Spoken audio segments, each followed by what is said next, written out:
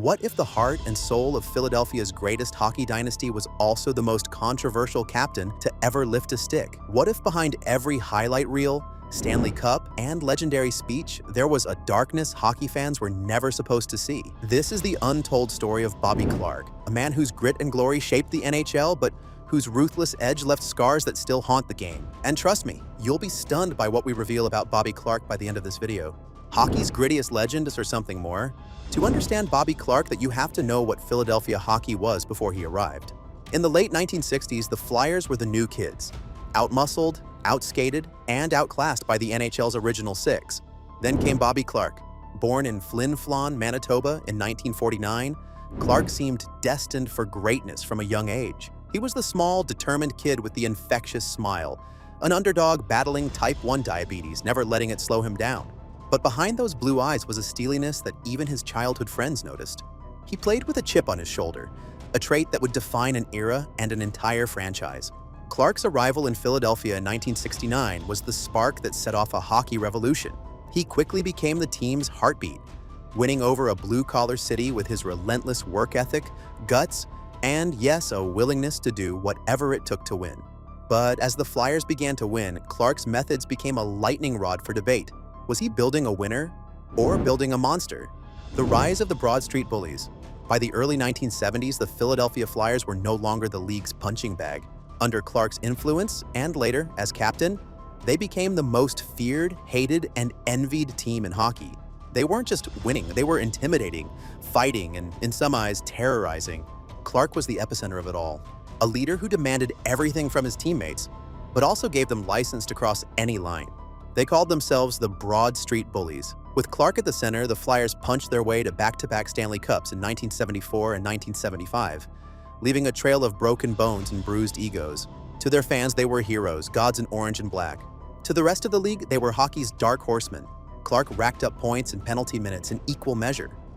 He played with a broken foot, broken jaw, and a smile that could cut glass. Off the ice, he was quiet and even charming. On the ice, he was relentless, often remorseless. Some said he was a genius, others called him a menace. Win at any cost, the Summit Series incident. But if you want to know why Bobby Clarke's legacy will always be haunted by controversy, look no further than the 1972 Summit Series. Team Canada versus the Soviet Union, East versus West, freedom versus communism, the most hyped series in hockey history. Clarke, playing for Team Canada, was not the biggest name on the roster, but his reputation for relentless physical play quickly caught the Soviets' attention. In Game 6, Canada's gold medal hopes were slipping away. The Soviets were dominating, led by the dazzling Valery Kharlamov, a forward so gifted he made NHL stars look like amateurs. During a tense second period, Clarke skated up behind Kharlamov and, without warning, delivered a two-handed slash directly to the Russian's ankle. The sound echoed through the arena. Kharlamov went down, writhing in pain. His ankle was fractured. His effectiveness was gone. Canada would go on to win the series, but the victory came with an asterisk, a wound that never healed for Kharlamov, the Soviets, or Clarke's critics. To this day, hockey fans argue, was it just tough hockey, or did Bobby Clarke cross a line that no true sportsman ever should? When asked about the incident years later, Clarke was unapologetic. "If I hadn't done it, I'm not sure we would have won the series. I was told to do a job, and I did it." The phrase "win at any cost" took on new meaning that night. Locker room leader or ruthless dictator? Back in Philadelphia, Clarke's reputation only grew. He led the Flyers to 3 Hart trophies, became the first captain to lift the cup for Philly, and established a culture of absolute loyalty and absolute fear. Players tell stories of Clarke demanding the impossible, screaming at teammates in the locker room, and even icing out those who didn't share his vision. Some call it leadership.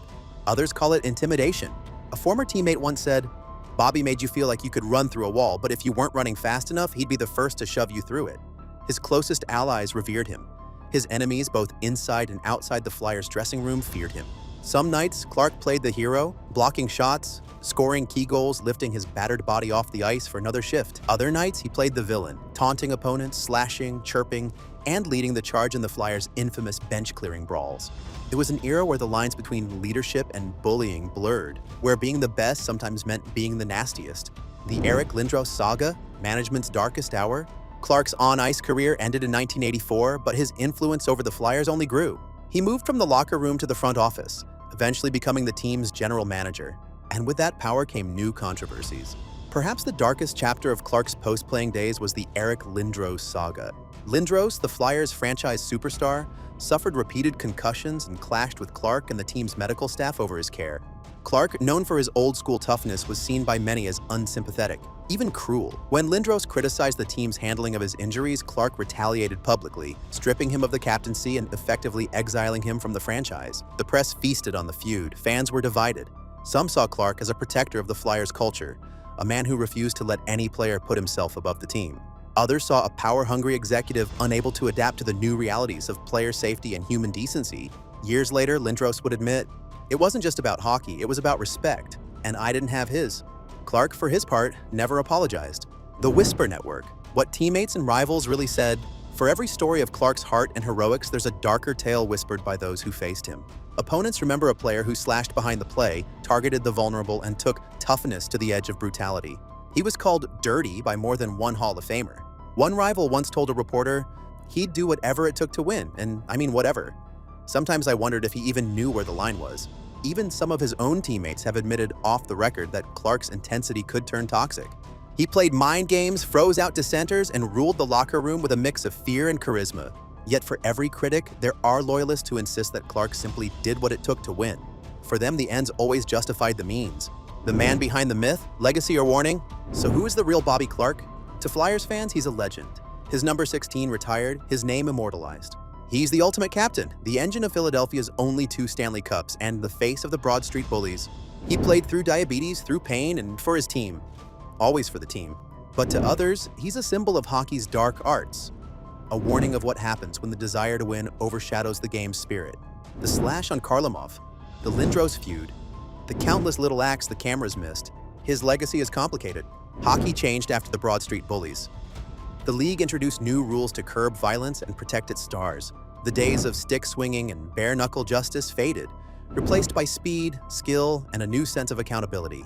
And yet, in every team that prizes grit over glory, in every captain who demands absolute sacrifice, Bobby Clarke's shadow lingers. A question for every fan, hero or villain. So how should we remember Bobby Clarke? Is he the hero who willed a city to greatness and inspired generations of underdogs? Or is he the villain whose ruthlessness crossed lines that should have never been touched? Did he save hockey in Philadelphia or leave behind wounds that the game will never heal? The truth is, maybe it's both. Maybe Clarke is a mirror. For hockey, for leadership, for the costs of greatness. Because every legend has a dark side, and in the case of Bobby Clarke, that darkness was never hidden. It was on display for the whole world to see if only they wanted to look. So now it's your turn. Where do you stand on Bobby Clarke's legacy?